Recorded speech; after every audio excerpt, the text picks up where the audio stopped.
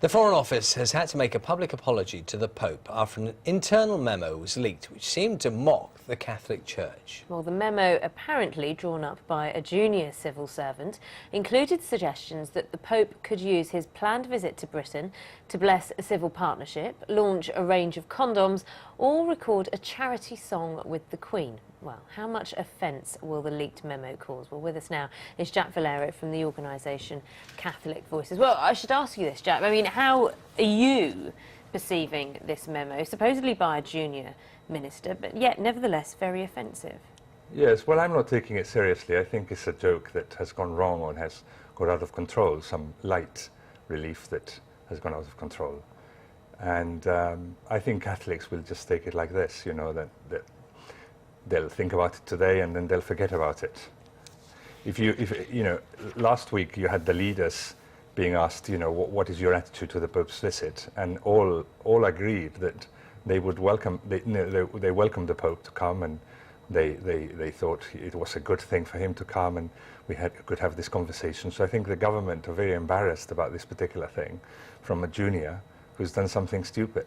Yes, the Foreign Office... Yes, just junior official, not junior minister. That's right, and the Foreign Office said it was a foolish document. The person responsible has been transferred to other duties. I mean, in a way, it suits everyone for the Catholic Church not to be offended, to treat it like a joke. I just wonder, though, that whether there is a sense that if that kind of thing can be going on within the Foreign Office, even those discussions taking place in any kind of formal setting. This was a meeting, we understand. It was discussed, it was described as a sort of knocking about of ideas, albeit in a jokey way. I mean, it still is extraordinary that should happen within that context, is it not? Yes, and I think, you know, there's some serious issues there. You know, the abortion clinic, I mean, those who've been scarred by abortion will find this joke a bit thin, you know, that somebody should say, let's open an abortion clinic. Abortion is a serious subject. People have very strong views about it. And to talk about it in this jokey way is probably not helpful. But, you know, in the Catholic Church, we're very used to forgiveness. We go to confession, we get forgiven, we forgive others. You know, it's part of our culture to forgive people's mistakes and move on. Do you think that possibly one of the signs this shows is a manner in which the Catholic faith is talked about now, possibly linked to all the stories we've been seeing, which in a way allows people to show more disrespect than possibly they would have done before, because of everything that's been happening recently? Well, perhaps, but, you know, there's always been a bit of disrespect for religion, which is healthy because it allows debate.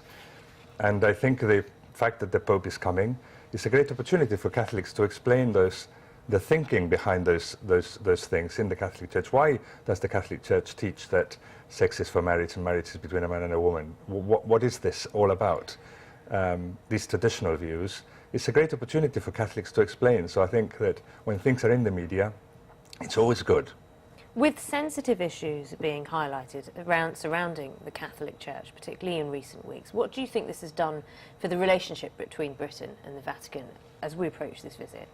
Well, I think the relationship is fine, and I predict that what will happen here will be the same as happened in Malta last weekend and in America and Australia last year, which is as soon as the Pope comes, everybody gets very excited and everything goes very well.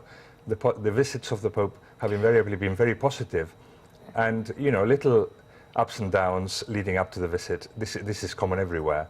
But when it actually happens, everybody's really excited. And I think there are so many Catholics in this country looking forward to the visit that it's always going to be very positive. You will nonetheless recognise, I mean, I noticed in the prime ministerial debates last week, you mentioned the question asked about the Pope and everyone welcomed him. It does seem extraordinary nonetheless. The question was asked in the first place, will you welcome the Pope?